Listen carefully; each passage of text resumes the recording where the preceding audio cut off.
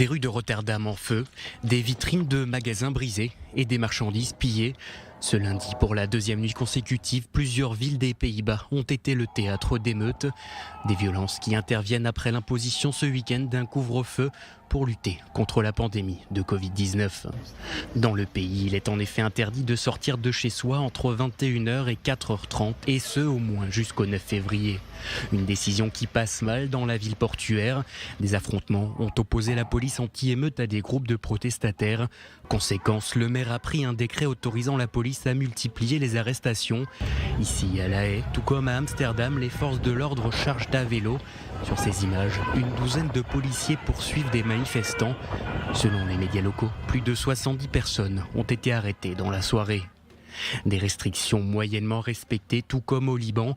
À Tripoli, la situation a dégénéré ce lundi entre les autorités locales et les manifestants. Au pays du Cèdre, le gouvernement a prolongé le confinement jusqu'au 8 février. En France, l'exécutif va quant à lui devoir trancher sur un troisième confinement. Face à une épidémie toujours aussi active et confrontée à la nouvelle donne des variants, le Conseil de défense sanitaire doit se réunir ce mercredi autour d'Emmanuel Macron. Aucune prise de parole du président n'a pour l'heure été confirmée cette semaine, mais selon une source proche de l'exécutif, le chef de l'État envisagerait un dispositif différent des deux premiers confinements.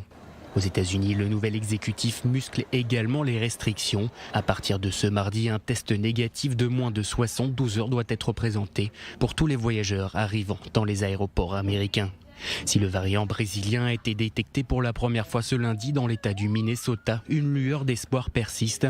Le nouveau président, Joe Biden, se veut rassurant. Selon lui, le pays pourrait atteindre l'immunité collective d'ici l'été 2021.